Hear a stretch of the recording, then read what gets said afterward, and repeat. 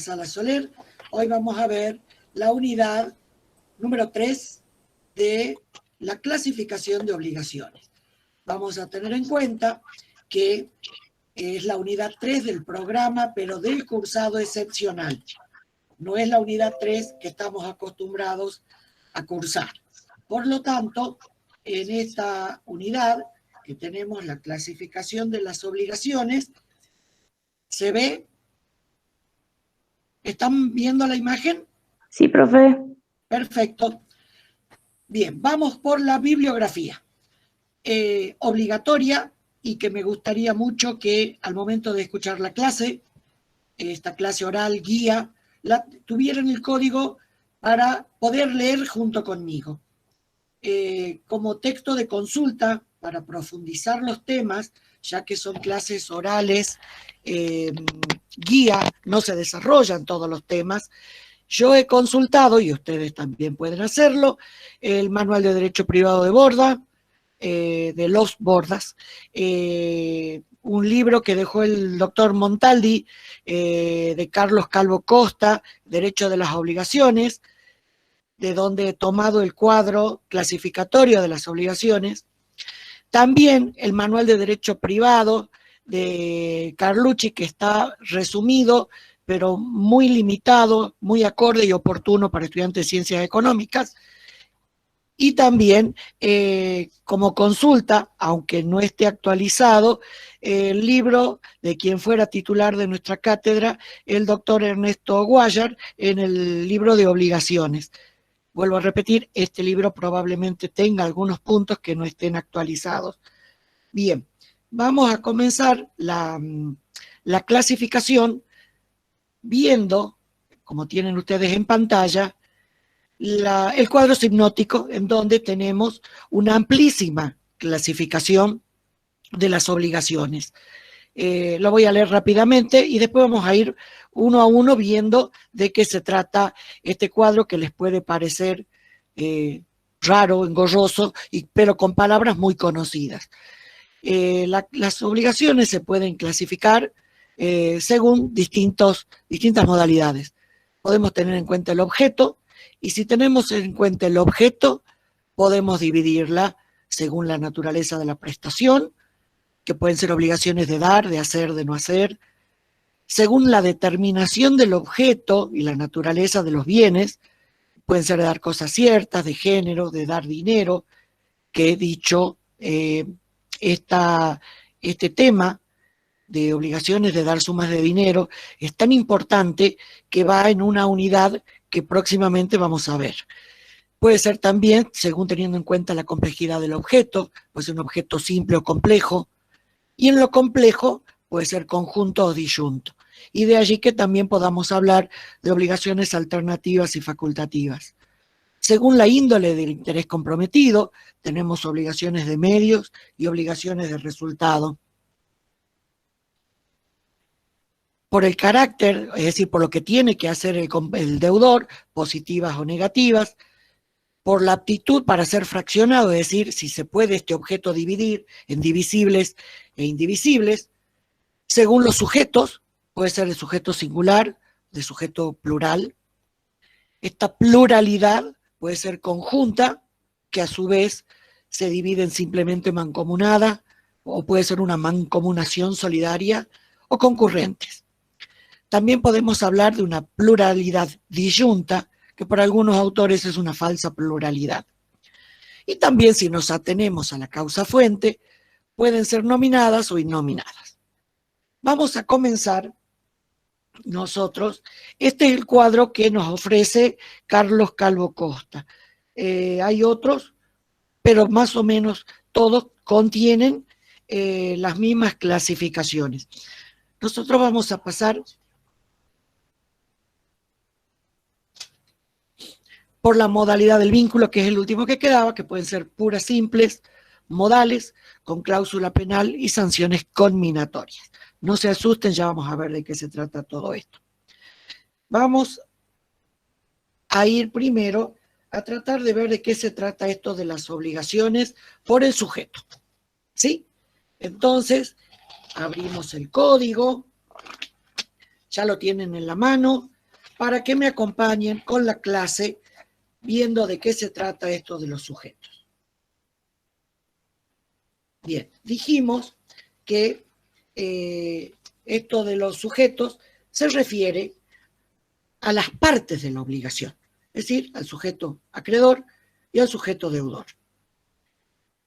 La obligación puede tener más de un acreedor o más de un deudor, ¿sí? Es decir, varios deudores, varios acreedores, y de acuerdo a esa clasificación podemos tener que hay obligaciones de sujeto múltiple, pero a su vez, estos sujetos, ¿cómo se comportan en relación a la obligación? Y acá vamos a ver obligaciones mancomunadas. Esta obligación tiene más de un acreedor o más de un deudor, pero la característica es que hay una sola prestación. Esta obligación, esta sola prestación que se divide en más de un acreedor o más de un deudor, puede ser o no solidaria. ¿Cuáles son las características de estas obligaciones mancomunadas? Nosotros podemos decir que hay una pluralidad de acreedores o deudores, es decir, hay dos o más acreedores o dos o más deudores. Por ejemplo, la doctora González de Prada y yo compramos un auto, ¿sí? Es decir, hay pluralidad de la parte deudora, ella y yo.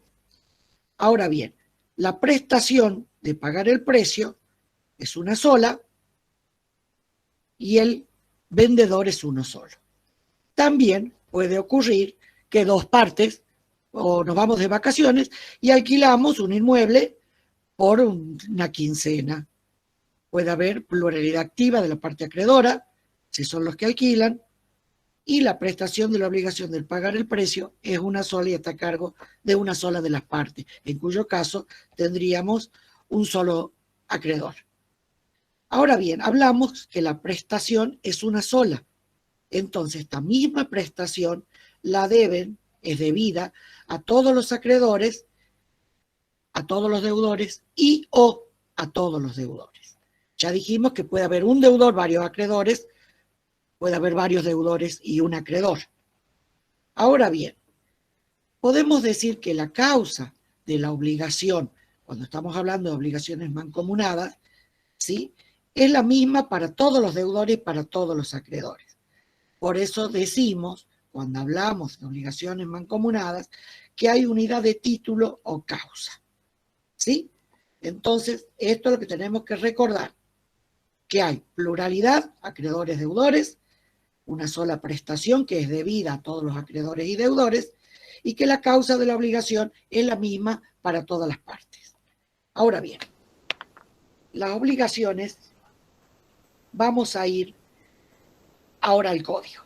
Por favor, buscamos el artículo 825. Doctora Salas, ¿Sí? disculpe que le interrumpa.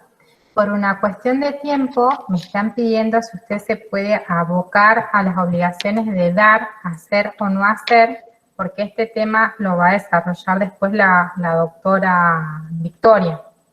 Ah, perfecto. Yo pensé que ella estaba de medio y de resultado. Perdón. ¿Sí? Ya vamos inmediatamente a las de dar, hacer o no hacer, así este tiempito nos Perfecto, perdón. Gracias, doctor, y disculpe que le interrumpa. No, por favor, pido disculpas. Perdón, María Victoria. Bien, vamos entonces al objeto. Volvemos hacia atrás. Igual es difícil ese tema, así que... Perdón. Vamos hacia atrás. Y salimos ya de los sujetos, vamos al objeto. Y vamos a la primera clasificación, que es la más importante, que es de dar, hacer y no hacer. Ahora bien, como la palabra misma lo dice, de dar y no hacer, implican acciones. En una, positiva, de dar y hacer, y de no hacer, que implica una omisión, una abstención. Y acá vamos a ir a ver los siguientes artículos. Cuando hablamos de obligaciones de dar, que consisten en la entrega de una cosa. Por ejemplo, compro un libro, la obligación de dar es de quien me lo vende entregar y mi obligación de pagar por eso un precio. Estas obligaciones de dar están en los artículos 746 a 772 del Código, ¿sí? Entonces, por favor, abrimos el código y continuamos con la lectura de estos artículos que nos van a acompañar en las obligaciones de dar. También podemos decir que las obligaciones de hacer son aquellas que implican hacer, implican la realización de un hecho. Por ejemplo, construir una medianera. Estas obligaciones están en los artículos 773 a 777. Y también tenemos las obligaciones de no hacer, como habíamos adelantado, implican una acción negativa, es decir, acá la persona se obliga, el deudor se obliga a un no hacer, a una abstención. Por ejemplo, alquilo un local y me obligo a no poner una pollería para no generarle una competencia al dueño del local que tiene la pollería al lado. Entonces, este no hacer, esta abstención, también genera obligaciones. También estas obligaciones se pueden subclasificar, ¿sí?, en obligaciones de dar cosas ciertas, de género y de dinero. Las obligaciones de prestación determinada son las que nosotros podemos decir que el objeto está individualizado desde el mismo momento en que formamos la obligación. Es el caso de las obligaciones de dar cosas ciertas, de hacer y de no hacer. ¿Por qué? Porque para obligarme a no hacer tengo que saber qué es lo que no tengo que hacer. Ahora bien, también tenemos obligaciones que la prestación, es decir, lo que hay que hacer, no está determinado desde el inicio. Es decir, la prestación o el objeto no está individualizado al momento en que celebramos, en que se forma la obligación. Entonces, esto queda, se reserva para el momento en que el deudor o el acreedor o alguna de las partes o un tercero haga la elección del objeto. Ahora bien, esta indeterminación siempre es relativa, porque no puede ser sobre todo el objeto, y también siempre decimos que es temporal, porque no puede ser para siempre. Tiene que haber un momento en que la obligación, ¿sí?, se determine el objeto. Ahora bien, según el grado de indeterminación, ¿sí?, Carlucci nos dice que vamos a ubicar de mayor a menor los tipos de obligaciones. Y así vamos a tener obligaciones facultativas, alternativas, de género, y volvemos a esto de dar sumas de dinero, que también incluyen a las obligaciones de valor, que como ya dijimos, la vamos a ver prontamente.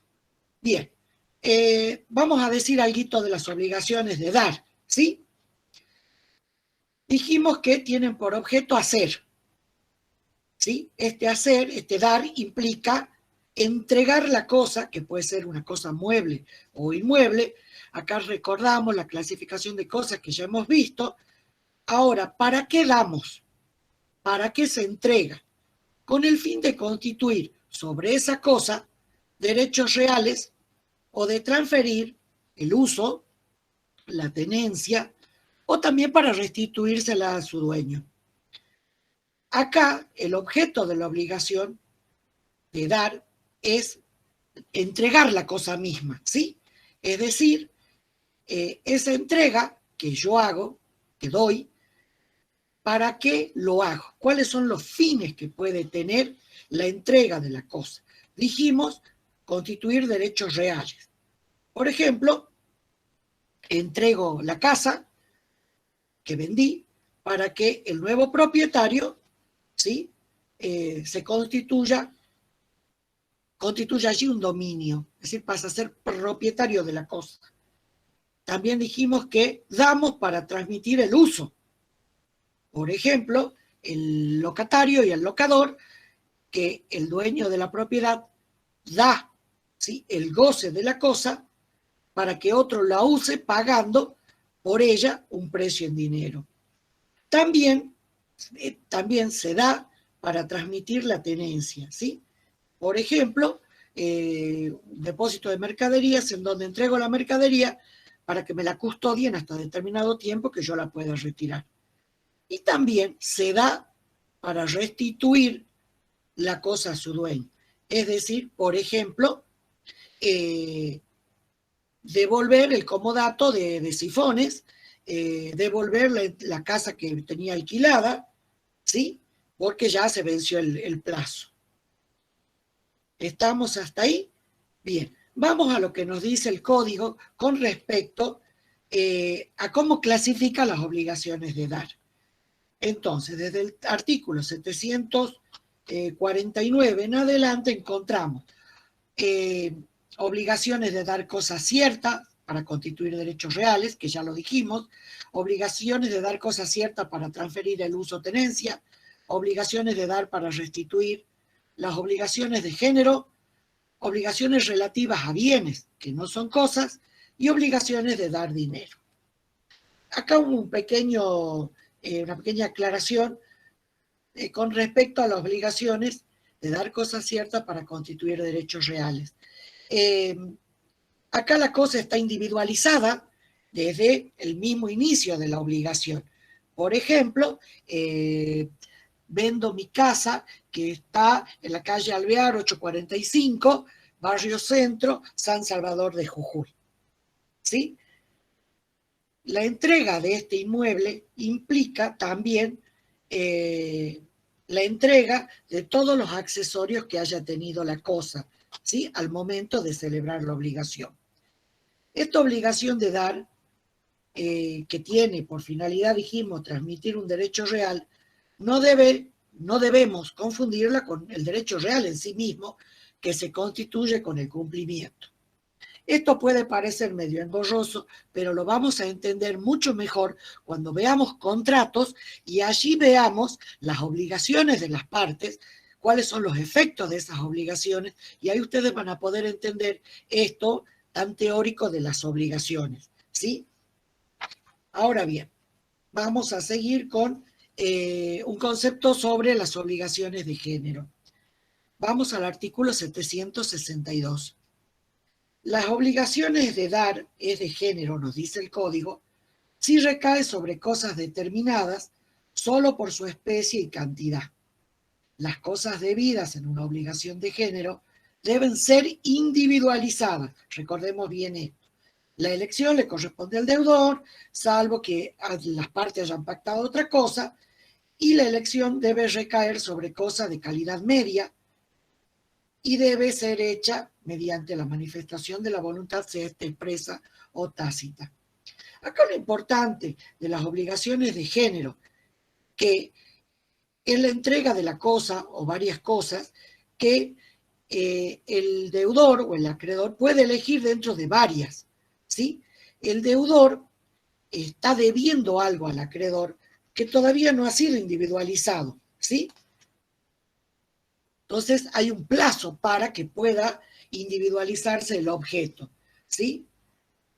Ahora, cuando el objeto, como dijimos, está determinado solo por la especie, ¿sí?, está indeterminado dentro de, por ejemplo, vamos a explicar un poquito más claro. Puedo comprar un perro, pero ¿qué perro? No es lo mismo comprar un perro de raza bulldog macho, ¿sí?, que decir un perro cualquiera sin especificar. Entonces, cuando hablamos de género, estamos haciendo alusión a que la compra, el objeto de la obligación, ¿sí?, que está indeterminada al inicio, porque no sé cuál es el perro bulldog que me va a tocar, pero tiene que ser perro bulldog, ¿sí? Es decir, la cosa que va a ser el objeto de la obligación está pendiente hasta la elección. Pero en algún momento, vuelvo a repetir, hay que hacer esta elección, ¿sí? Acá lo que tendríamos ya determinada es la especie, también la cantidad, y lo que queda pendiente es la elección de la cosa a entregar dentro de la respectiva especie. Dijimos que la elección y la opción le corresponde al deudor, pero pueden pactar las partes que le correspondan al acreedor, o también un tercero puede hacerlo, ¿sí? Ahora bien, acá hay algo importante, que es que esta elección no debe ser de modo abusivo, es decir, el acreedor no puede elegir lo peor, el deudor no puede elegir lo peor, el acreedor no puede elegir lo mejor, siempre debe recaer sobre cosas de calidad media, como nos dice el código, ¿sí? Ahora bien, la elección, cuando la realiza el deudor, ¿sí?, debe tener una declaración de voluntad puesta, manifiesta ante el acreedor, es decir, no basta con que le lleve la cosa, sí tiene que haber una manifestación de voluntad. Con relación a las obligaciones de género limitado, podemos decir que son aquellas que tienen por objeto la entrega de una cosa que está comprendida, entendida dentro de un número de cosas ciertas de la misma especie, ¿sí? Entonces, acá lo importante es que si no puedo reclamar el objeto de lo que me debían entregar, ¿sí?, tendré derecho a una reparación por los daños que me produzca la pérdida del objeto de la obligación. Ahora bien, vamos a seguir con, dijimos que las obligaciones de dar sumas de dinero estaban incluidas en la otra unidad, y vamos a las obligaciones facultativas. Vamos al código, artículo 786, y te vamos a decir que la obligación facultativa tiene por objeto una sola prestación, pero el deudor tiene la facultad de sustituir una obligación por otra. Por eso es que decimos que el objeto de la obligación está indeterminado hasta el momento del pago. Por ejemplo, si yo le vendo a la doctora Irene un auto Renault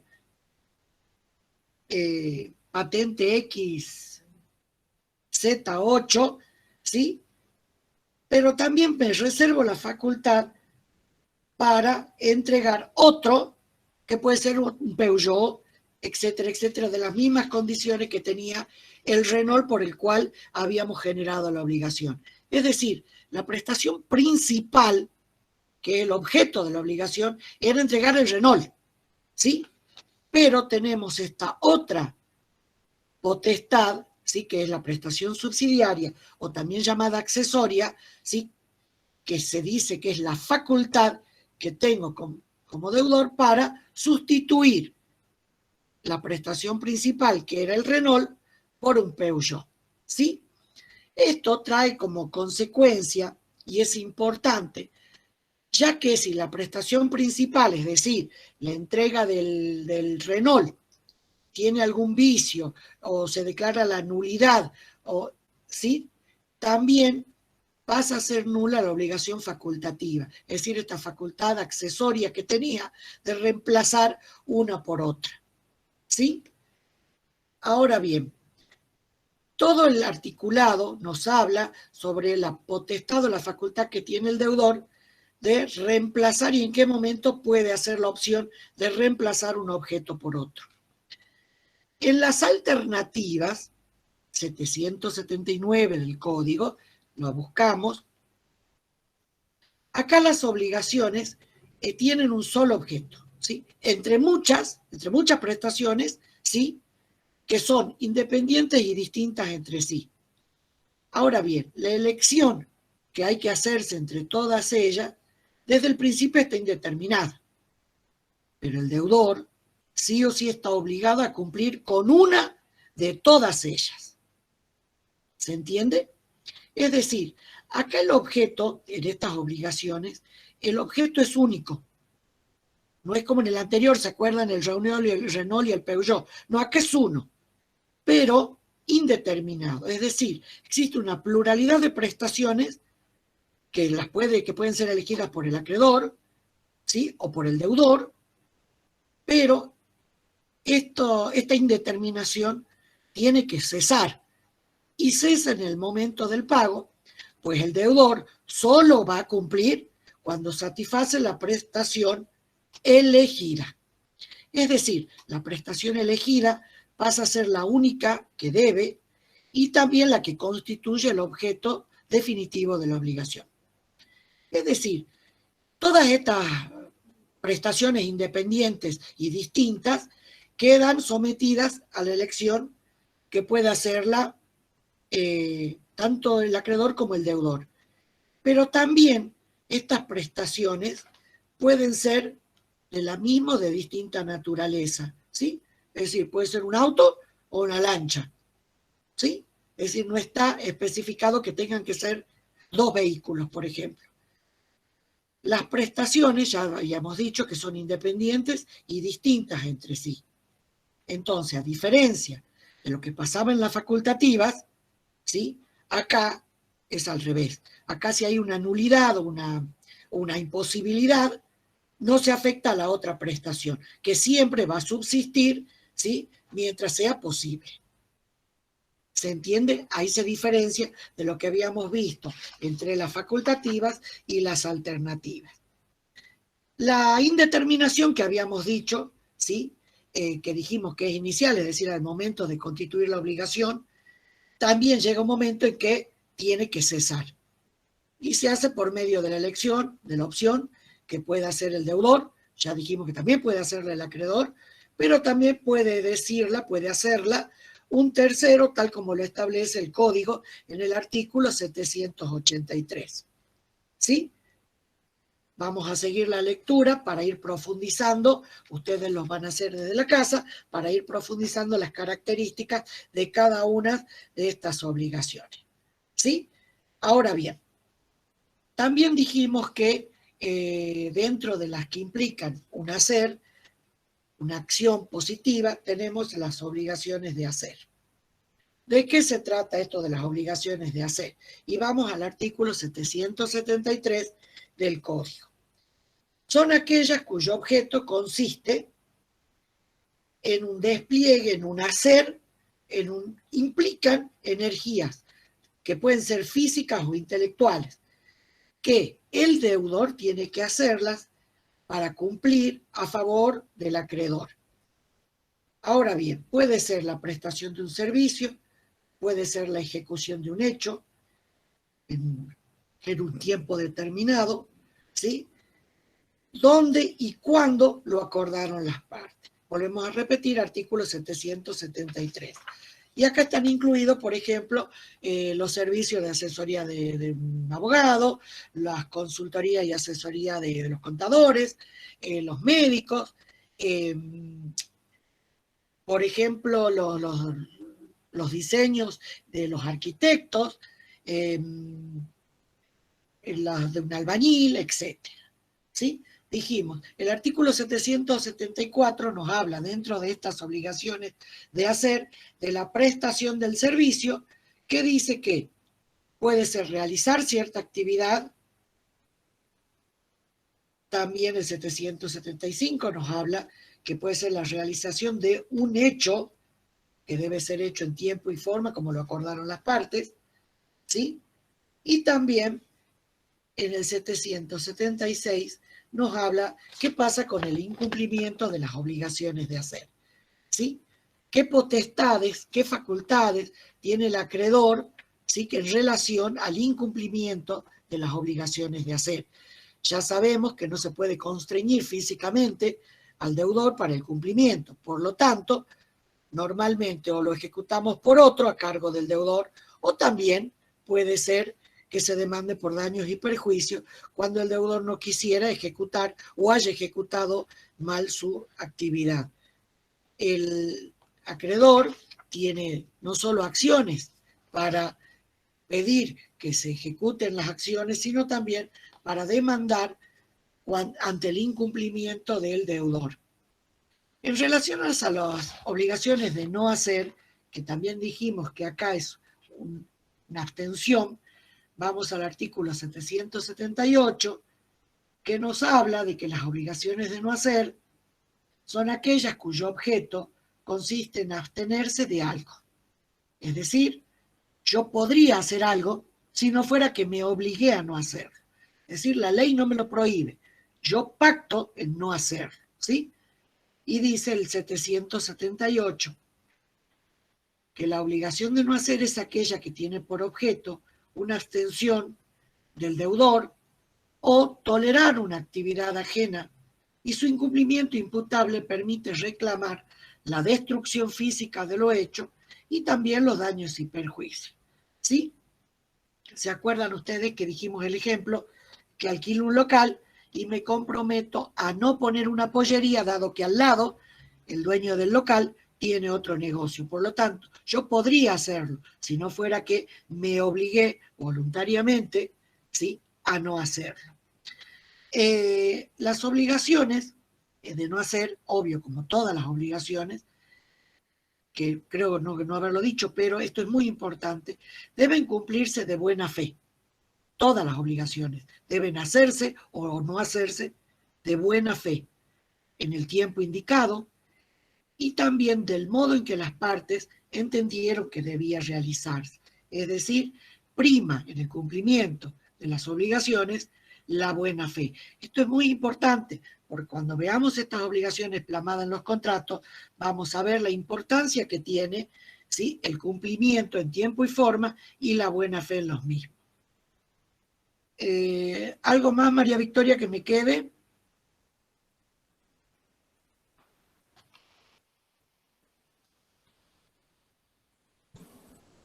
No, está perfecto, Tete, perdón. No sé si algo más quería o vos ya entras en... Ya continúo yo con lo que queda, las obligaciones de medio y de resultado y todas las otras obligaciones divisibles, las que quedan ahí de la unidad. Perfecto. El cuadro abarca tu tema también. Sí, perfecto. Lo vamos a pasar después con los números de artículos para que ya lo tengan a todo el cuadro con los números de artículos.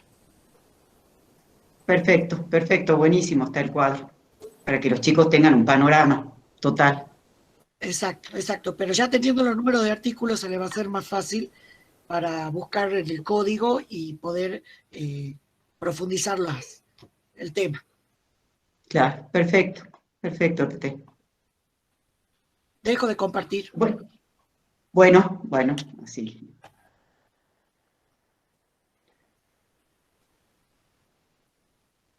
Bueno, ¿tomo yo la palabra, Irene? Sí. Sí. Bueno, a ver ahora. No Hola, chicos. Hasta ahora ninguna pregunta, así que continuemos, si te parece bien.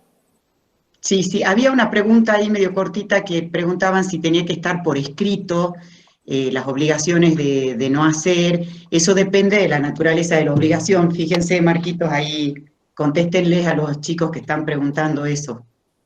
Sobre todo Ya está contestada por Mariano. Ah, perfecto, no la vi. Gracias, Marco, gracias, Mariano. Bueno, a ver, ahora voy a presentar yo. A ver, chicos, me dicen. A ver, aquí.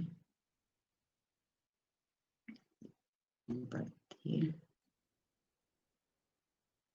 A ver, ahí, ¿se ve? Sí, profe. Bueno, perfecto. Bueno, hola chicos, soy la profe María Victoria González de Prada. Bueno, yo aquí continuando con el tema que venía hablando la doctora Tete, un poco, a ver, yo voy a seguir con la clasificación de las obligaciones y un poco les quería explicar para qué esta clasificación esto que estamos viendo tan pesado, digamos, de clasificar, por qué es necesario la clasificación de las obligaciones.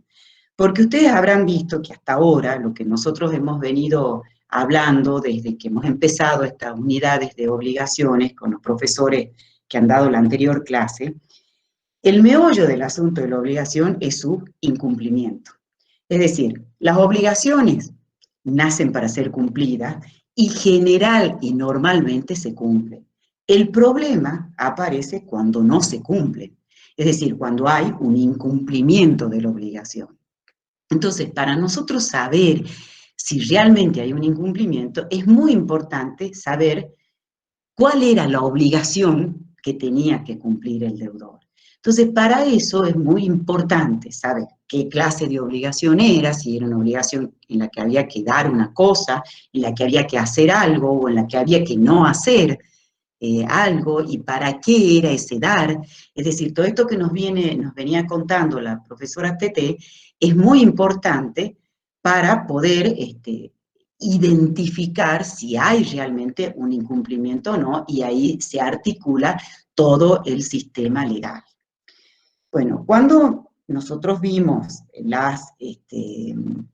los efectos de las obligaciones con los profesores de la clase anterior, nosotros vimos que, digamos, el efecto principal, normal de la obligación es el pago, es decir, es el cumplimiento.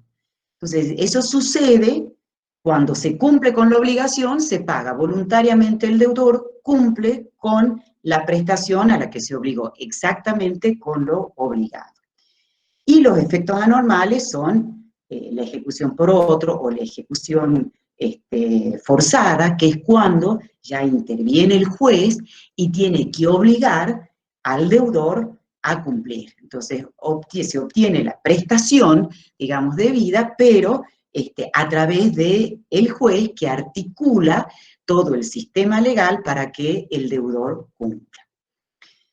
Bueno, dentro de esos efectos, digamos, anormales, tenemos el incumplimiento total. Es decir, el incumplimiento que cuando hemos visto mora puede ser relativo, que es cuando todavía existe la posibilidad de cumplir con la prestación, le interesa todavía el acreedor, y el incumplimiento absoluto, que es cuando ya no le interesa al acreedor cumplir, entonces la obligación se convierte en una indemnización sustitutiva.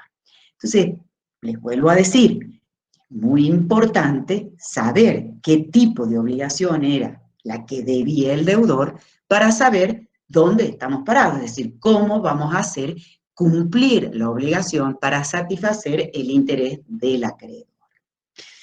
Bueno, esta clasificación que nosotros vamos a ver ahora, que son las obligaciones de medios y obligaciones de resultado, es una clasificación. Siempre que clasifiquen ustedes tienen que ver cuál es el criterio de clasificación, es decir, conforme a qué se clasifica algo.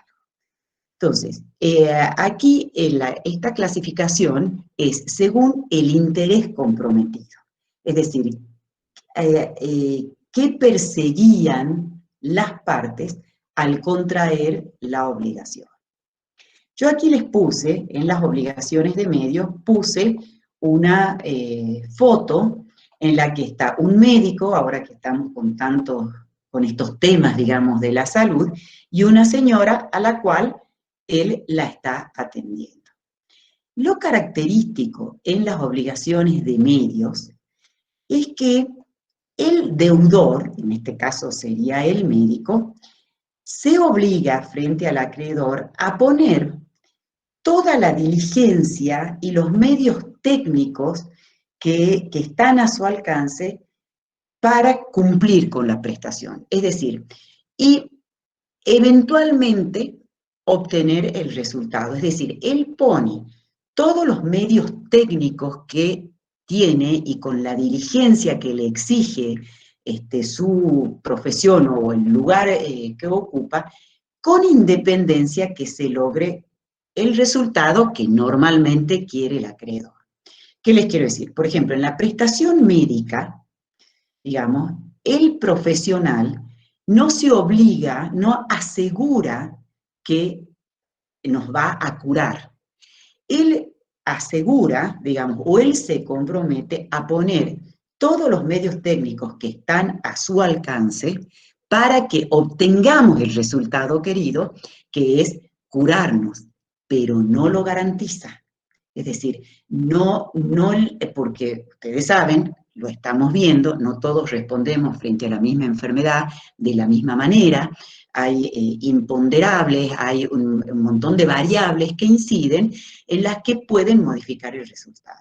Entonces, en estas obligaciones de medios, el deudor compromete poner toda la diligencia que está a su alcance en su hacer, digamos, para que se obtenga el resultado que persigue el acreedor, pero es con independencia de que se obtenga ese resultado. En cambio, en las obligaciones de resultado, lo que se asegura y se garantiza al acreedor es un resultado. Es decir, el deudor se compromete a entregarle al acreedor ese resultado. Por eso la foto lo que tiene es una casa. Es decir, en la locación de obra, digamos, si yo le encargo al arquitecto que me haga la casa, él me tiene que entregar la casa, me tiene que hacer la casa y cumple con su obligación haciendo la casa. Esta clasificación de las obligaciones de medios y de resultados, aquí de alguna manera se hace palpable esta diferencia que hacía los profesores en la clase anterior entre cuando hablaban del objeto de la obligación, entre la diferencia entre medios y el resultado, es decir, entre el objeto considerado en sí mismo y la prestación. Es decir, ¿se acuerdan que el doctor Montaldi, me parece que era, decía que en base a lo que dice el doctor Guayar en sus libros, él dice que la prestación es el medio idóneo, el medio que utiliza el deudor para que el acreedor obtenga el objeto considerado en sí mismo. Y el objeto es el bien, la entidad material o inmaterial que se obtiene a través de ese medio, de esa conducta que cumple el deudor. Entonces, él nos distingue entre prestación y el objeto considerado en sí mismo. La prestación es lo que tiene que hacer el deudor para que se obtenga ese resultado. Y el objeto es el resultado, es el bien específico debido. Que yo les explicaba después que en el articulado del código, esto es una diferencia teórica que hace el doctor Guayar, precisamente también para explicar este tipo de obligaciones de medio y de resultado. Es decir, cuando el deudor se compromete a un hacer, a una prestación con independencia del resultado, y cuando se compromete a un resultado eficaz.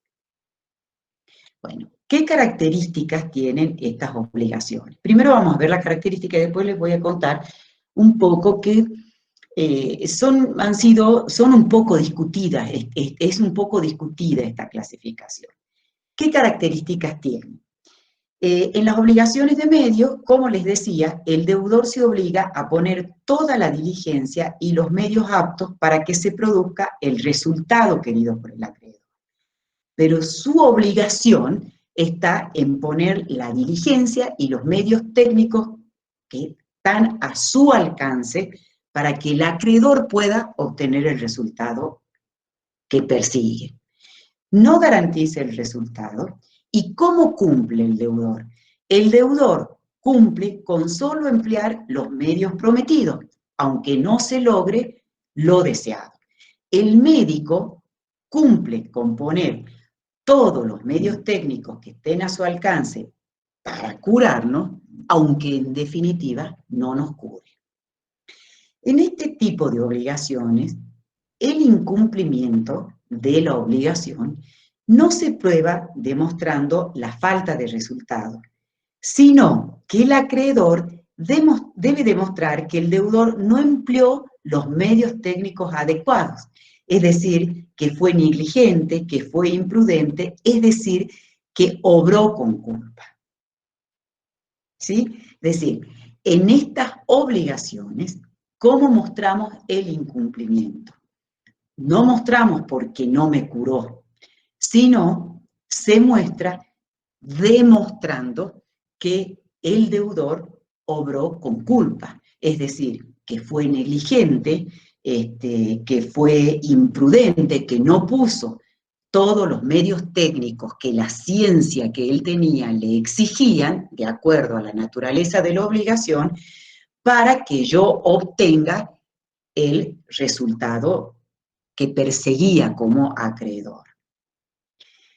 En las obligaciones de resultado, el deudor asegura un resultado, es decir, se compromete a un resultado concreto. Por eso yo les ponía en la foto la casa. De manera que el interés del acreedor queda satisfecho con la obtención de ese resultado. No basta con que él demuestre que puso toda la diligencia que estaba a su alcance, pero sin embargo no pudo hacer la casa. No, él se obligó a hacer la casa, se obligó a pintar la pared, se obligó a hacer un cuadro, se obligó a escribir un libro, se obligó a entregar una cosa, es decir, garantizó el resultado. Por eso es que les pongo, el deudor debe ese resultado. No cumple si no entrega el resultado. Entonces, ¿qué tiene que demostrar el acreedor? Al acreedor le basta comprobar que no obtuvo ese resultado. El incumplimiento se lo presume culpable.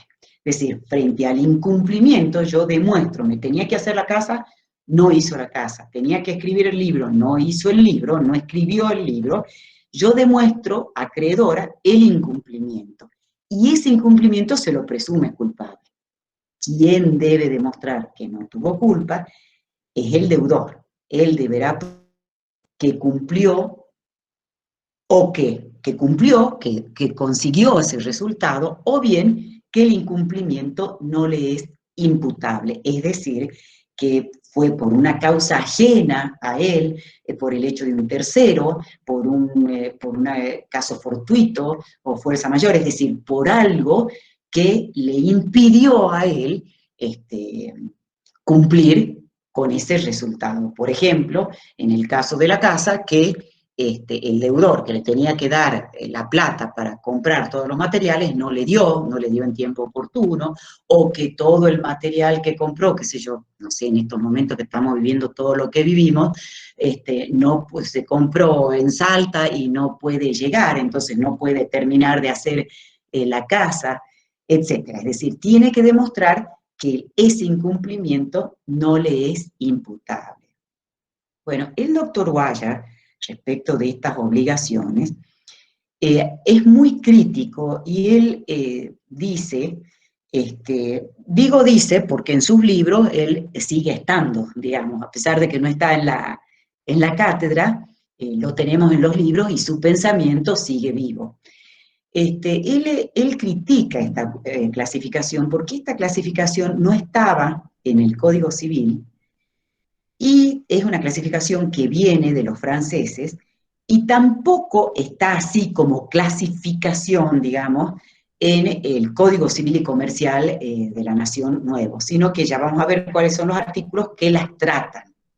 Y se las ve cuando se ve la responsabilidad frente al incumplimiento de las obligaciones, digamos, cuando se ve la teoría general de la responsabilidad. ¿Qué es lo que critica el doctor Guayar? El doctor Guayar dice que siempre, cuando se contrae una obligación, el acreedor siempre persigue el resultado. En una prestación médica, no es verdad que yo, acreedor, digamos que la señora, vaya al médico para que él ponga toda la diligencia que pueda en el tratamiento y todos los medios y conocimientos técnicos que tenga, que estén a su alcance, sin curarla.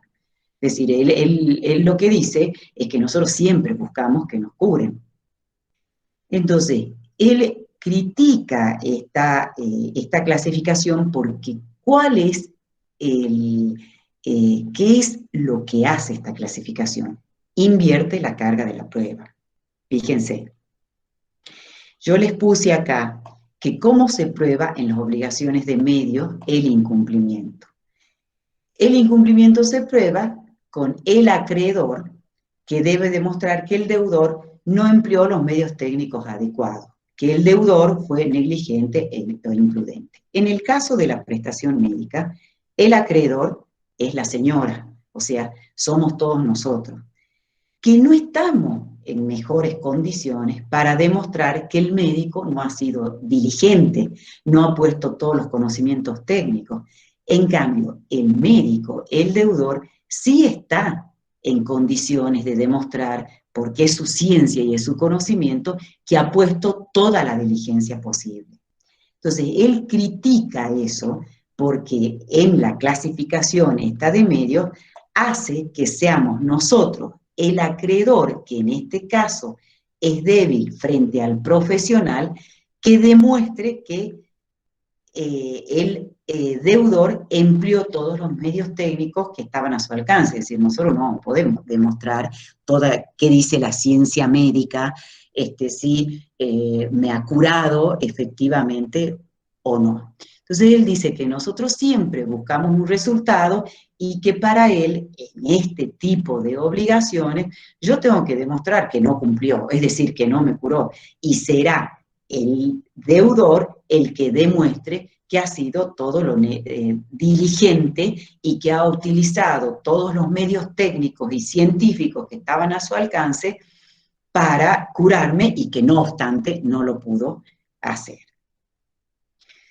Bueno, sin embargo, digamos, son obligaciones que están y cada vez las usamos más, y como les digo, estas están en la teoría general de la responsabilidad civil, es decir, como en la parte de las obligaciones en donde aparece la indemnización sustitutiva, es decir, en donde ya para el acreedor no tiene sentido el cumplimiento de la prestación específica debida y entonces hay que indemnizarlo al acreedor porque no se cumplió con la prestación.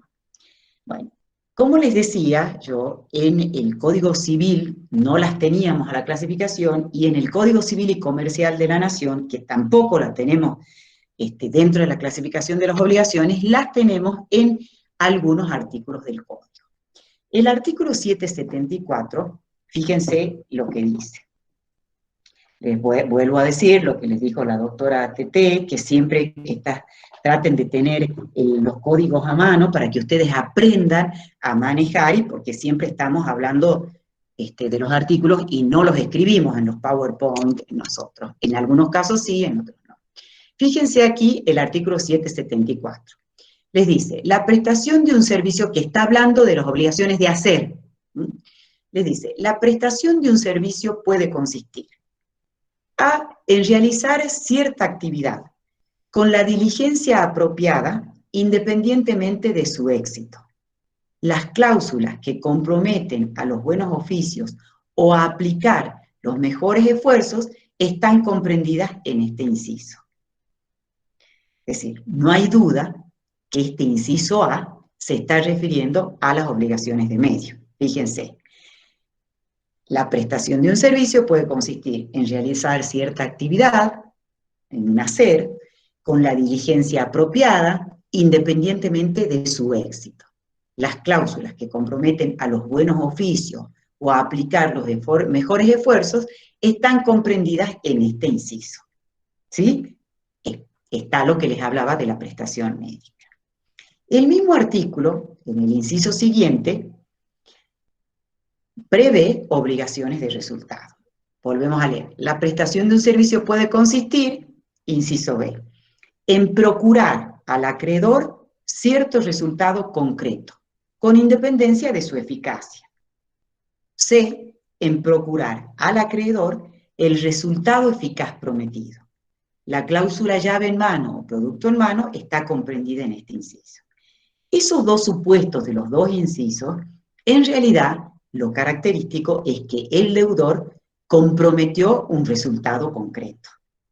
Es decir, en un caso no importa que ese resultado sea eficaz y en el otro caso sí tiene que ser eficaz. Por eso les dice, la cláusula llave en mano o producto en mano está comprendida en este inciso. Es decir, cuando se dice, cuando se reciba el producto en mano, ahí recién se cumple con la obligación. Es decir, muchas veces pueden, digamos, acuérdense que las obligaciones, digamos, si es una obligación de dar una cosa cierta y determinada, es más fácil, ese es el resultado. El problema es que muchas veces puede ser, por ejemplo, la entrega de un software, es decir, el conocimiento intelectual, un programa que es un bien intangible, digamos. Entonces, esa cláusula llave en mano puede consistir cuando se termine de explicar y de bajar y toda la aplicación del software, recién ahí se la entiende cumplida. Entonces ahí está asegurando un resultado, que puede o no ser eficaz, es decir, se puede obligar a que sea eficaz ese resultado, es decir, que funcione, que sea efectivo o no. Si yo estoy ofreciendo un software, tiene que ser eficaz, tiene que servir para lo que me pidieron, digamos. Si es, por ejemplo, para la organización de prestaciones médicas, tiene que servir para organizar eso. Eso quiere decir que sea o no eficaz. O bien puede no asegurarse la eficacia. Lo importante es que se asegura el resultado concreto.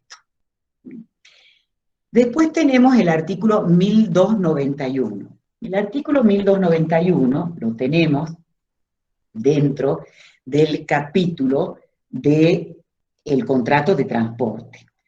El contrato de transporte es un contrato en el cual las partes, en el cual el transportista se obliga a transportar de un lugar a otro a personas o a cosas. Cumple con su obligación con el traslado de las personas o cosas. ¿Qué dice el artículo 1291? Se está refiriendo a la responsabilidad del transportista y les dice, además de su responsabilidad por incumplimiento del contrato o retraso en su ejecución, el transportista responde por los siniestros que afecten a la persona del pasajero y por la avería o pérdida de sus cosas. Es decir, el transportista asegura un resultado. ¿En qué consiste el resultado? En que transporta, en que la persona o el transporte de cosas tienen que llegar a destino, ¿sí? Entonces, él responde por el retraso en la ejecución o por el incumplimiento, es decir, si la persona o la cosa no llega a destino. Y además, en el transporte de la persona, responde por las cosas que la acompañaban a la persona, si se pierden o si se deterioran. Es decir, asegura un resultado concreto, el llegar a destino de las personas y de las cosas. Si no se llega a destino, bastará con que el acreedor demuestre que no llegó la mercadería, que no llegó la persona, y él tendrá que demostrar que de su parte no hubo culpa, de que él no le fue imputable ese incumplimiento. El artículo 1723 regula precisamente esto que les estaba diciendo. Y les dice, cuando de las circunstancias de la obligación o de lo convenido por las partes surja que el deudor debe obtener un resultado determinado, su responsabilidad es objetiva. ¿Qué quiere decir esto? Que el acreedor, lo que les venía diciendo, demuestra el incumplimiento, demuestra que no se obtuvo el resultado. Y el deudor invierte la carga de la prueba. El deudor tendrá que demostrar que de su parte no hubo culpa o que un tercero intervino y que intervino una causa ajena que impidió que él obtuviera el resultado. Transfiere transfiere la obligación y la carga de probar el factor de atribución de la responsabilidad. Cuando nosotros hablamos de responsabilidad, aquí les tengo que explicar también una cosita, hay factores subjetivos de responsabilidad y factores objetivos.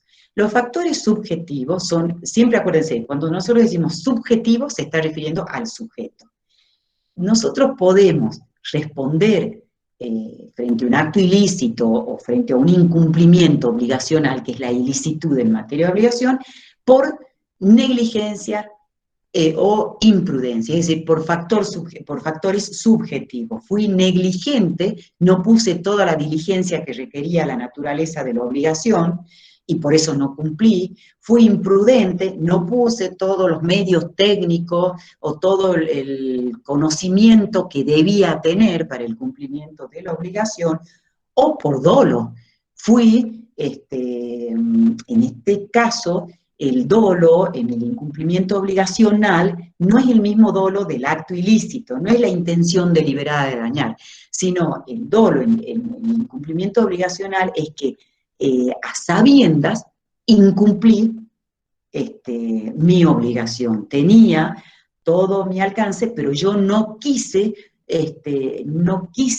cumplir con la obligación. Ya no por siendo negligente e imprudente, sino tuve la intención de no cumplirla, dolosamente. Entonces, cuando estamos frente a obligaciones de resultado, la responsabilidad es objetiva. El factor objetivo es cuando proviene de causas porque lo impone la ley. Es decir, yo demuestro el hecho del incumplimiento. El deudor es el que tiene que demostrar que de su parte no hubo culpa, por ejemplo, no hubo culpa. Por ejemplo, o que hubo un tercero que intervino y que hizo que yo no pueda cumplir. Por ejemplo, en las... la responsabilidad por riesgo es cuando yo soy dueño de una máquina y la máquina ocasiona el daño, o el daño a otra persona, o respondo por el hecho de mis dependientes, es decir, yo tengo personal a cargo, tengo un chofer, y el chofer ocasiona un accidente, yo, dueño del vehículo o empleador de ese chofer, voy a responder frente a esa persona objetivamente. ¿Qué significa? Que se demuestra el daño y yo tendré que demostrar que de mi parte no hubo culpa porque hubo un tercero que intervino y que hizo que yo no pueda cumplir y que ocasione el daño, o porque hay algún eximente de responsabilidad. Esa es la responsabilidad objetiva. Entonces, cuando estamos frente a obligaciones de resultado, la responsabilidad es objetiva. Es decir, basta con que el acreedor demuestre el incumplimiento y el deudor será el que tendrá que demostrar que no le es imputable a su parte.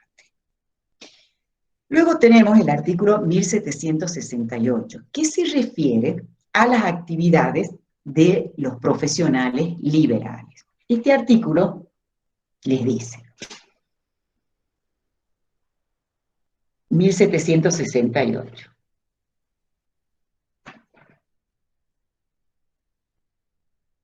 Esperen que ya lo encuentro.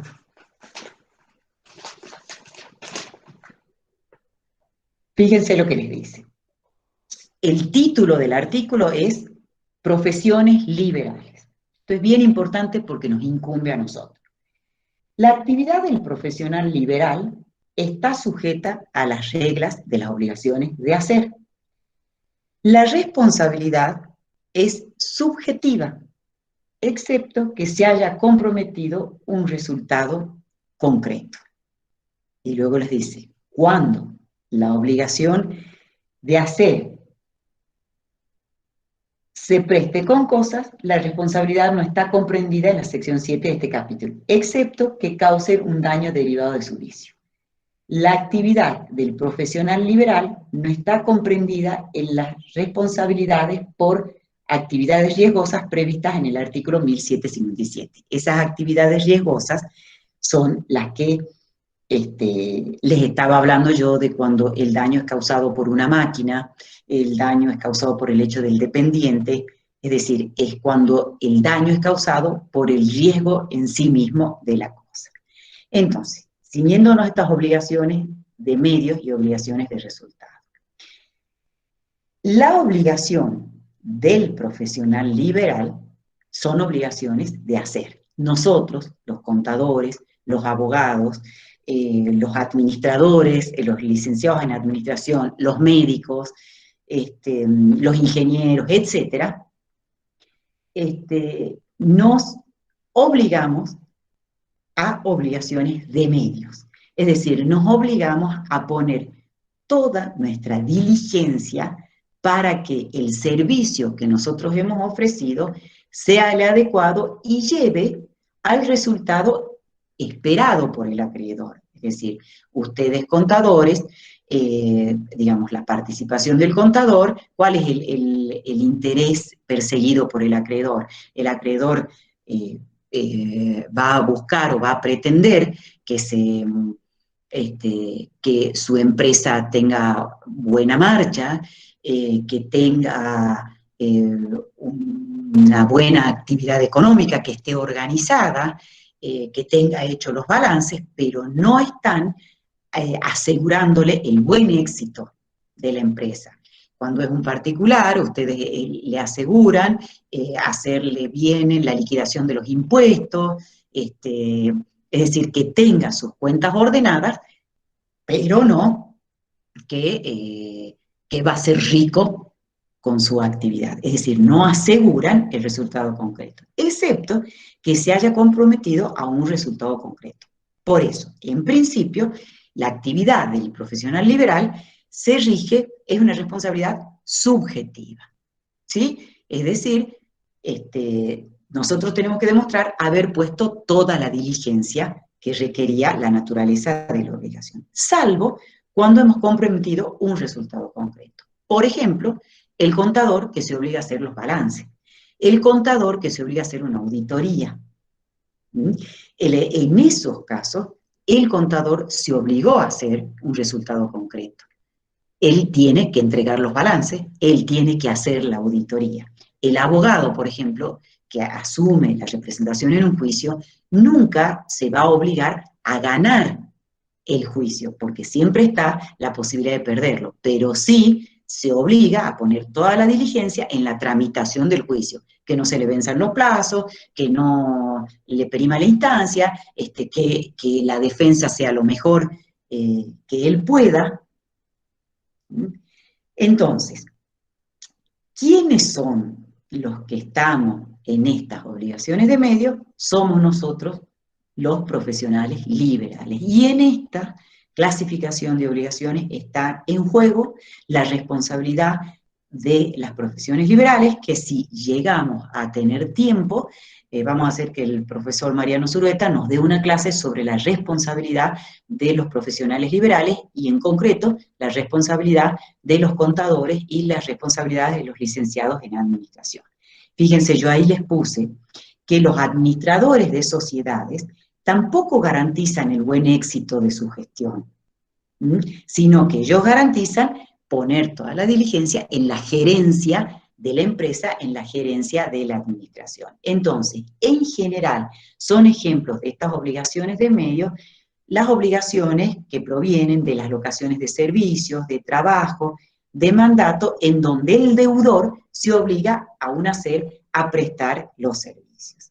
En cambio, las obligaciones de resultados son ejemplos de estas, las obligaciones de dar, las obligaciones de hacer una obra material o intelectual, pueden eventualmente ciertas prestaciones médicas, como por ejemplo la obligación de hacer un análisis de sangre, lo tiene que hacer, lo tiene que entregar, y las cirugías estéticas, fíjense, las cirugías plásticas, es decir, el profesional se obliga a dejarle la nariz respingada, es decir, se obliga a un resultado, se obliga a poner las prótesis mamarias, no puede no ponérselas. Las obligaciones, por ejemplo, de poner un brazo ortopédico, el marcapasos, también son obligaciones de resultados, la obligación de los bancos respecto de las cajas de seguridad, en donde el banco se obliga a que no se van a sacar los objetos que están ahí guardados. Bueno, el transportista que se obliga a transportar la persona y las cosas a su destino y transportarlo sano y salvo al pasajero, etc. Esos son ejemplos de las obligaciones de resultado. Bueno, Siguiendo, porque como ven, es un tema arduo, es un tema importante en la, en la jurisprudencia, digamos, este tipo de obligaciones, y fundamentalmente tiene que ver con la carga de la prueba, es decir, a quién le incumbe probar el incumplimiento de la obligación. Después vienen ustedes como contadores, digamos, es importante para nosotros como profesionales liberales cómo vamos a responder frente a nuestro servicio y a nuestra mala praxis en nuestro servicio.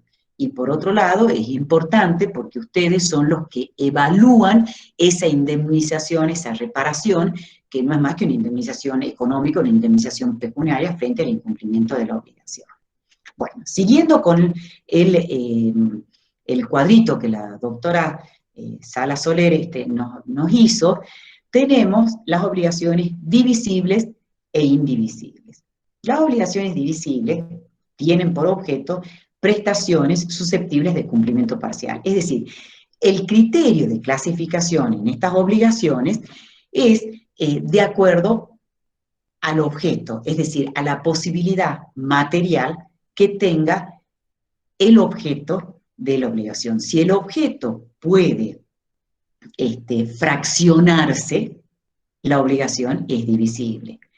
Si el objeto no puede fraccionarse, la obligación es indivisible. Yo les he puesto ahí en la foto, en un caso, está entregando dinero.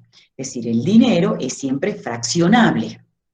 Va a depender, por supuesto, de cómo se haya pactado, pero es susceptible la obligación de dar una suma de dinero de fraccionarla parcialmente. Lo importante, ya vamos a ver las características, es que no pierda su valor la parte del todo, es decir, que esa parte siga siendo y tenga la misma calidad que el todo. En el caso de las indivisibles, yo les puse el ejemplo un anillo. No es lo mismo que el orfebre nos entregue por un lado la piedra y por el otro lado la carcasa del anillo.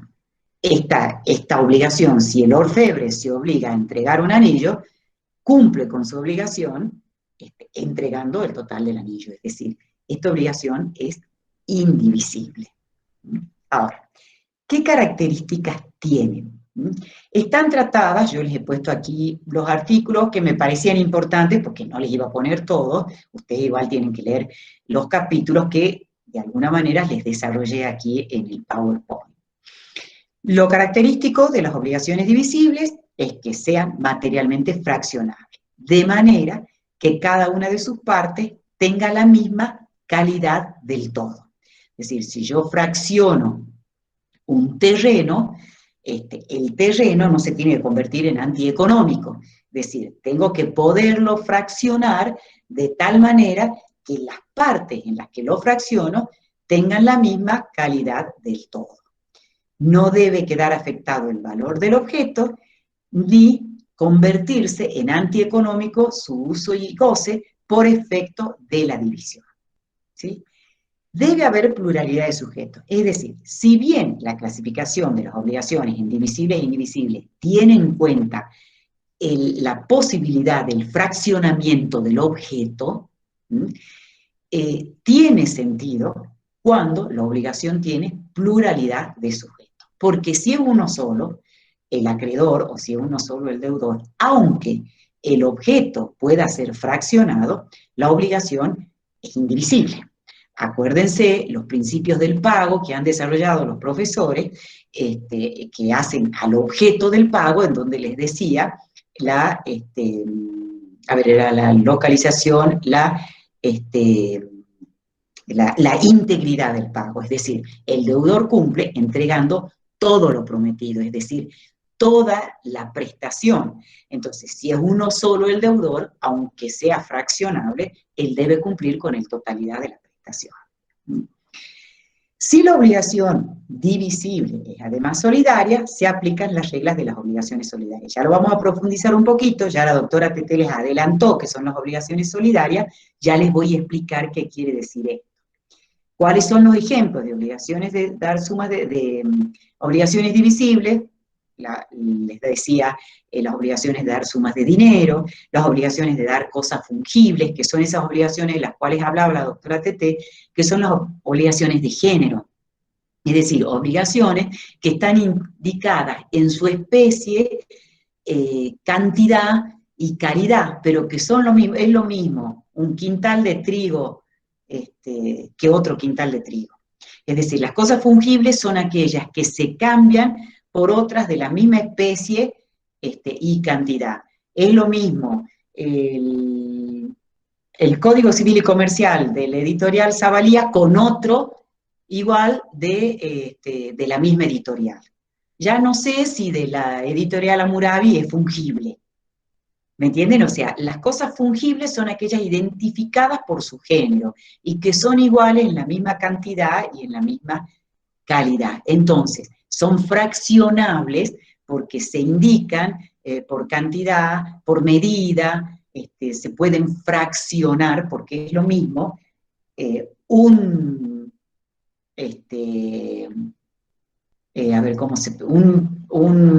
kilo que un quintal de trigo. Es decir, el trigo no pierde su naturaleza porque esté en dimensiones, en cantidad menor.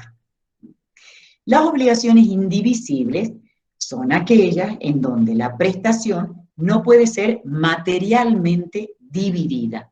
Materialmente dividida. Ese es el caso del anillo que les decía. Esto de que no se pueda dividir puede ser convenido, es decir, lo pueden establecer las partes.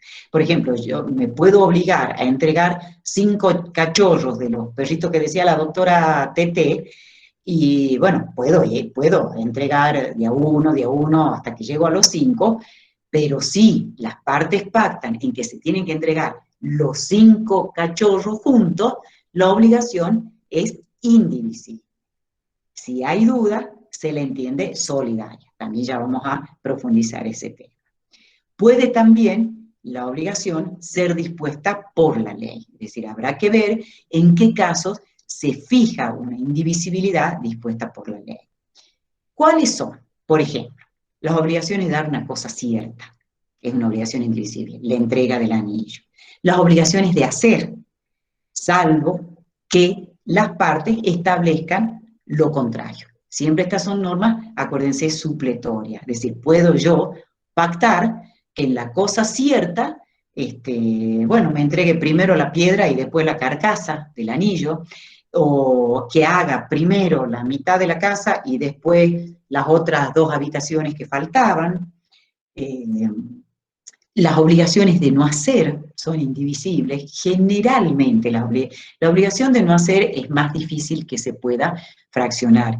Cuando nosotros hablamos de las obligaciones de no hacer, hay un supuesto que ahora está previsto en el Código Civil y Comercial, que es la obligación, el deber de confidencialidad, que pesa muchas veces sobre los gerentes de las empresas, sobre los técnicos que participan, en donde ellos contratan y firman la obligación de que si se retiran de la empresa no pueden después contar cómo era el software que organizaba la empresa, o no pueden contar cómo, por ejemplo, la fórmula de la Coca-Cola, cómo es el modo de producción de la empresa, es decir, el deber de confidencialidad que pesa hoy sobre los gerentes y sobre aquel que representa y que gerencia y gestiona por otros, es una obligación de hacer. Esa es una obligación indivisible. Es decir, yo no la puedo cumplir en parte, no puedo revelar parte de la fórmula de la Coca-Cola y parte no. Si la revelo en parte, estoy incumpliendo con la obligación. Si la obligación principal es indivisible, la accesoria también es indivisible. En este caso, en las obligaciones indivisibles, los acreedores tienen derecho a exigir el pago total a cualquiera de los deudores, y cualquiera de los deudores tiene derecho a pagar. A ver, esperen que aquí he puesto mal. Los acreedores tienen derecho a exigir el pago total a cualquiera de los deudores, y cualquier deudor, ya se los voy a corregir, tiene derecho a pagar. Esto es lo parecido que tiene a las obligaciones solidarias que ya vamos a ver. Y nuevamente les dice si aplican subsidiariamente las normas relativas a las obligaciones solidarias. Vamos a entrar en las obligaciones solidarias, así les explico y profundizamos un poco las obligaciones de sujeto plural. Acuérdense que las obligaciones divisibles e indivisibles tienen sentido de ser cuando hay también pluralidad de sujetos, es decir, hay varios acreedores y hay varios deudores. Bueno, las obligaciones de sujeto plural son aquellas obligaciones en las que existen varios acreedores y varios deudores, es decir, que en el sujeto activo hay más de un acreedor y en el sujeto pasivo hay más de un deudor. Estas obligaciones pueden ser simplemente mancomunadas o solidarias. Las simplemente mancomunadas son aquellas que se dividen como tantos acreedores y deudores haya.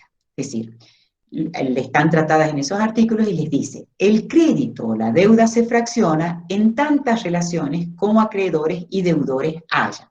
Es decir, es como que en estas obligaciones, que hay varios acreedores y deudores, hay distintos vínculos, digamos,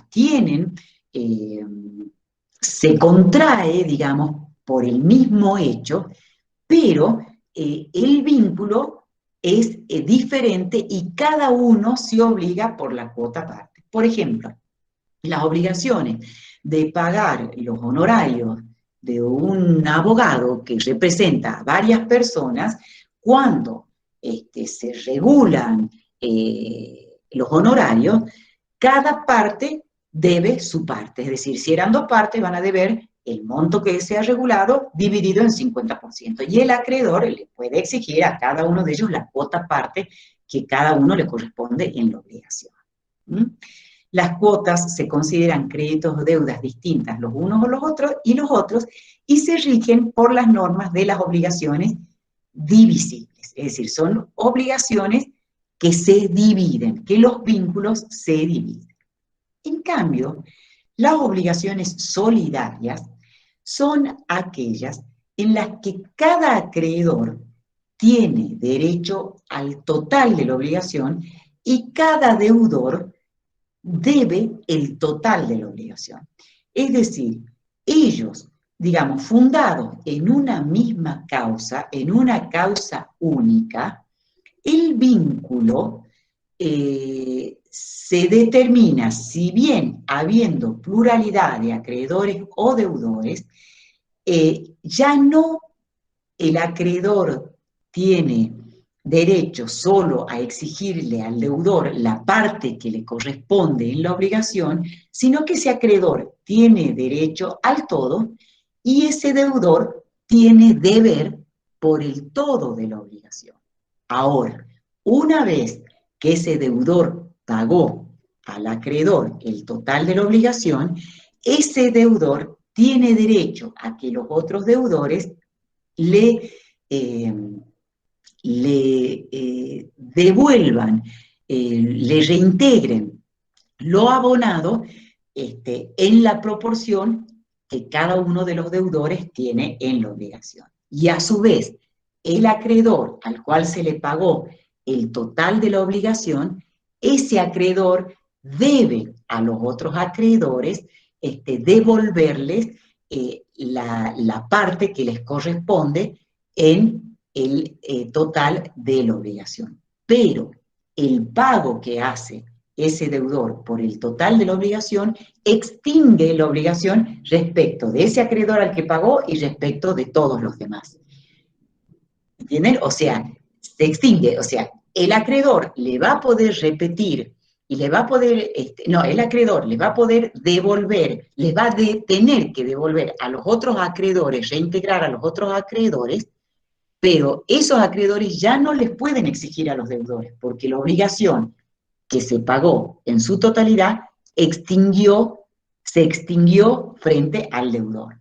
Es como que los efectos quedan respecto de las partes que se encuentran en la misma situación. Y esas obligaciones ya no es que ese deudor le va a poder pedir y repetir lo pagado a otro deudor en lo total, sino en la parte que a cada uno le corresponde. Y el acreedor le debe a los otros acreedores en la parte que a cada uno le corresponde. Estas obligaciones solidarias se usan mucho, ustedes como contadores y como licenciados lo van a ver mucho en los bancos porque le da mayor seguridad. Fíjense, es como tener varios deudores, digamos, yo me aseguro a que si no cumple uno, va a cumplir el otro. Generalmente en las tarjetas de crédito, cuando sacamos es cuando dice, el garante se obliga como deudor solidario y principal pagador.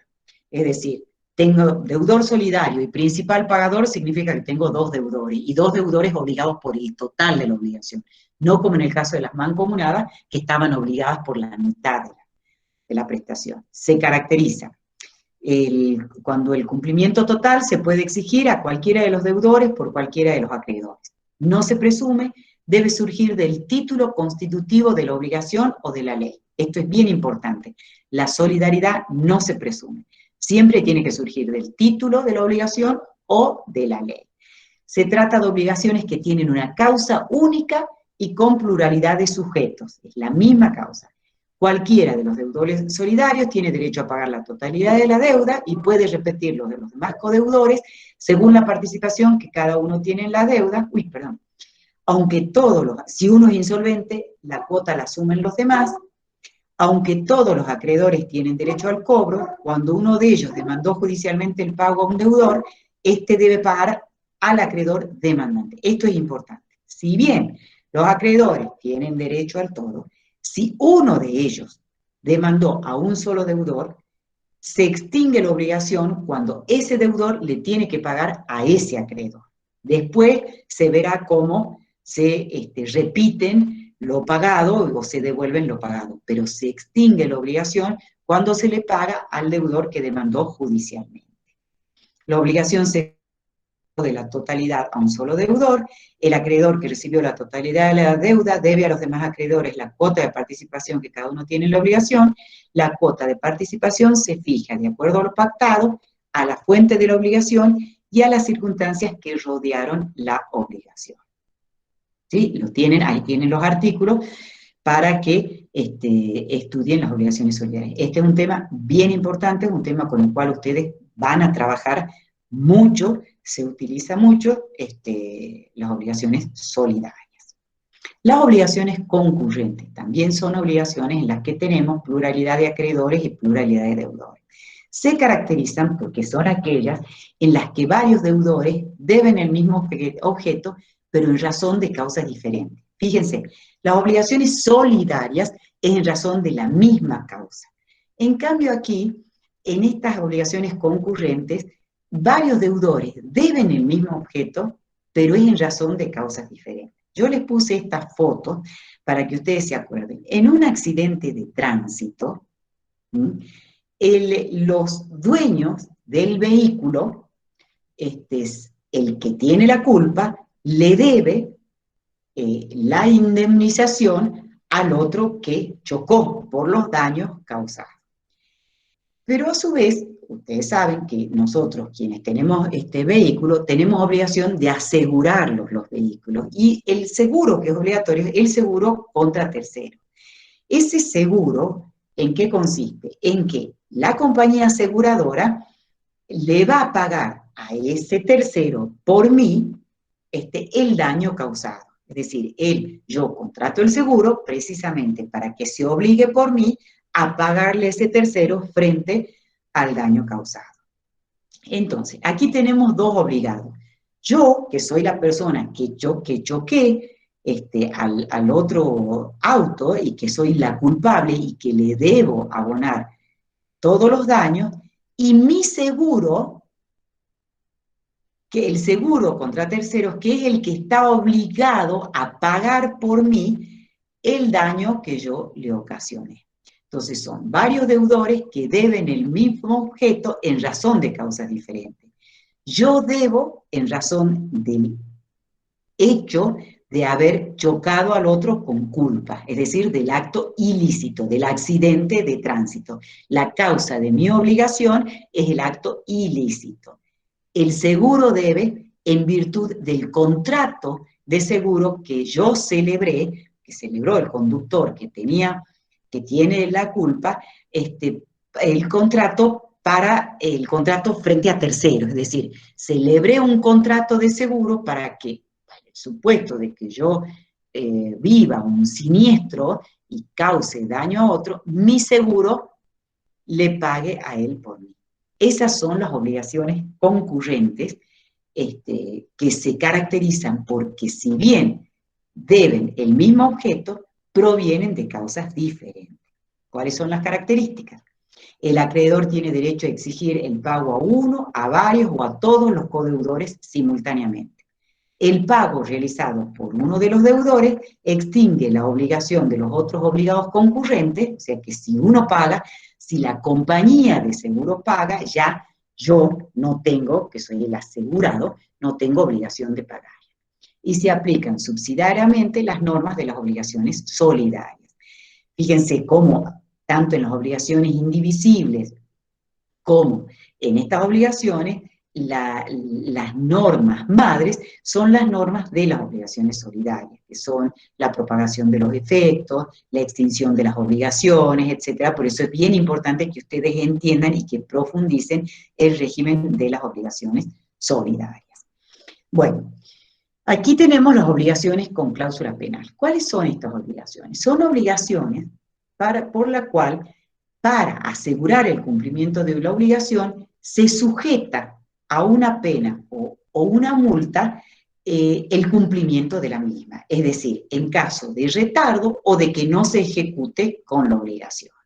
Estas obligaciones se pactan en los contratos, aquí tienen mucho que ver ustedes los contadores porque son quienes las liquidan, y se las contrata precisamente es como una forma de asegurarse el cumplimiento de la obligación. Y si no lo cumple, o si lo cumple tardíamente, el deudor, además de deber la obligación, debe esta cláusula penal.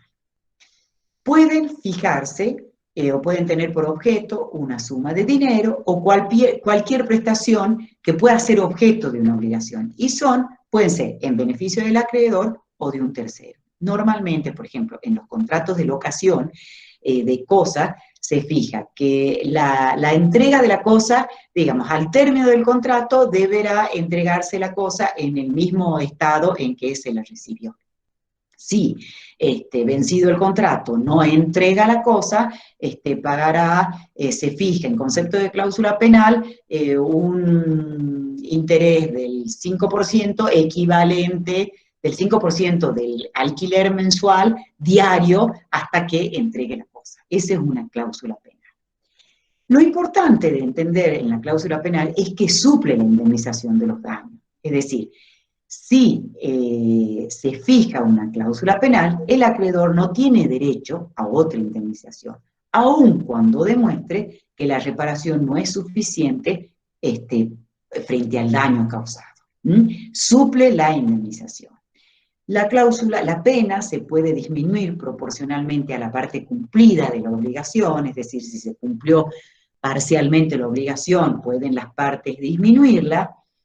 Si la obligación principal se extingue sin culpa del deudor, se extingue también la cláusula penal, y los jueces, esto es importante, los jueces pueden morigerarla, es decir, pueden reducirla si se la advierte excesiva. No dejarla sin efecto, digamos, porque la cláusula penal viene a cubrir, digamos, y a reemplazar, por eso dice suple, la indemnización de los daños. Entonces, si las partes convinieron una cláusula penal, esta debe subsistir porque es lo que quisieron las partes. Lo que sí pueden es disminuirla cuando advierten que es excesiva, que hay un abuso de derecho, por eso les puse el artículo 10 del título preliminar del Código Civil y Comercial de la Nación.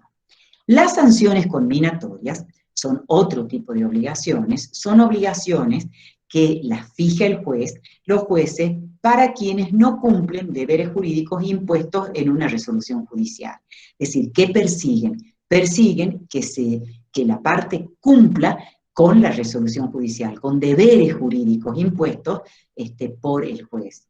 Se fijan en beneficio del titular del derecho, se fijan, son culminatorias, son pecuniarias, es decir, son sumas de dinero, ya no como en el caso de la cláusula penal que la fijan las partes y que pueden consistir en cualquier otra prestación, si bien normalmente se fijan en suma de dinero, estas sanciones culminatorias sí son en dinero, digamos, y se gradúan, se deben graduar en proporción al caudal económico de quien debe satisfacerla. Es decir, no es lo mismo, habrá que ver si se trata de una empresa o si se trata de un particular.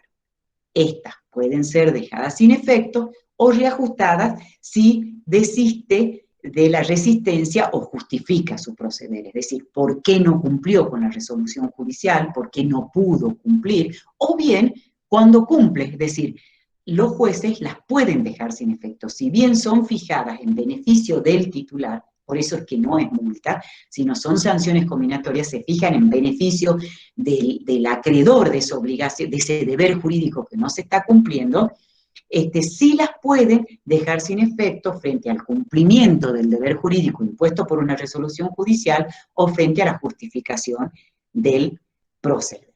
Y por último, chicos, perdón que estoy apurando, pero es porque ya terminamos, tenemos la obligación de rendir cuenta. Esta también es una obligación importante que está en la unidad y es una obligación a la cual ustedes se dedican, tanto como gerentes, como licenciados en administración, como y fundamentalmente como contadores.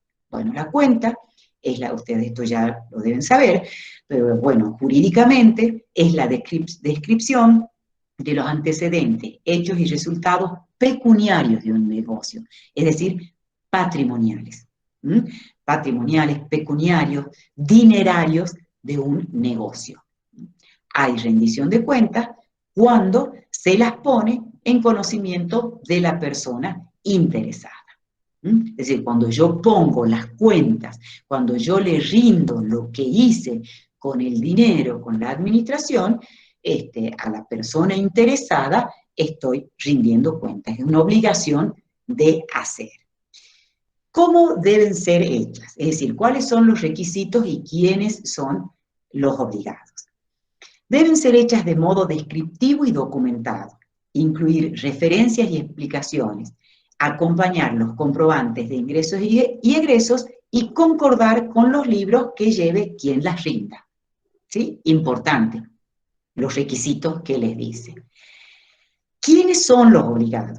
Quien actúa en interés ajeno, quien gestiona por otro, quien realiza gestiones de otro, los mandatarios, los administradores, los gerentes, es decir, todo aquel que gestiona y que realiza el negocio de otro que le pertenece a otro, está obligado a rendir cuentas. ¿En qué casos? Cuando lo impone la ley.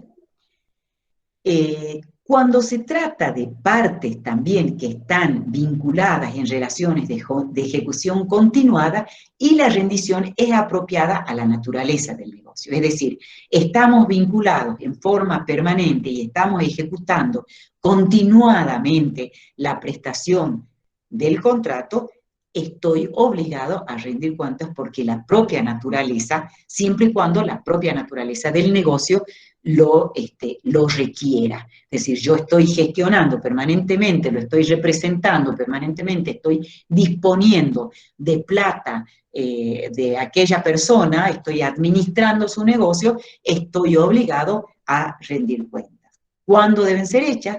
Deben ser hechas al concluir un negocio o cuando las partes lo establezcan o al final de cada año calendario. Las cuentas deben ser aprobadas.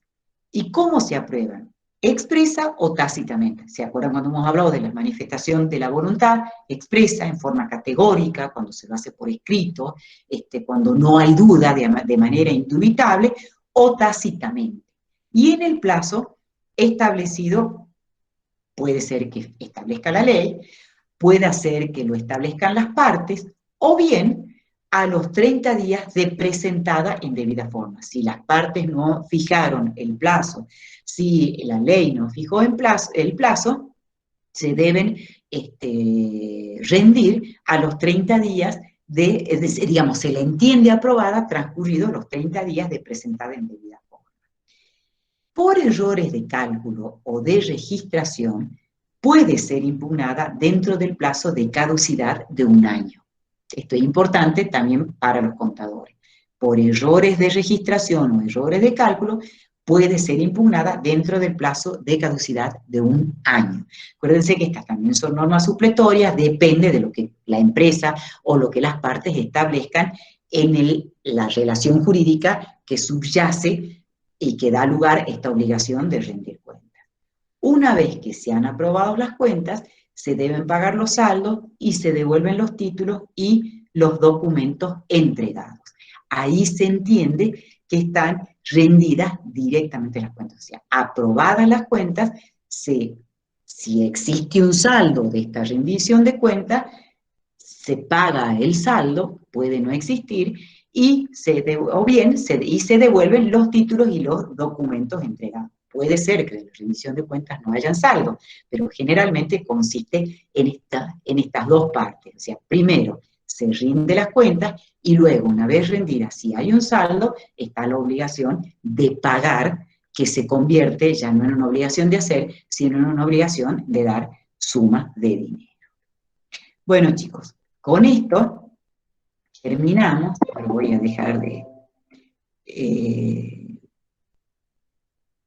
a dejar de presentar la pantalla.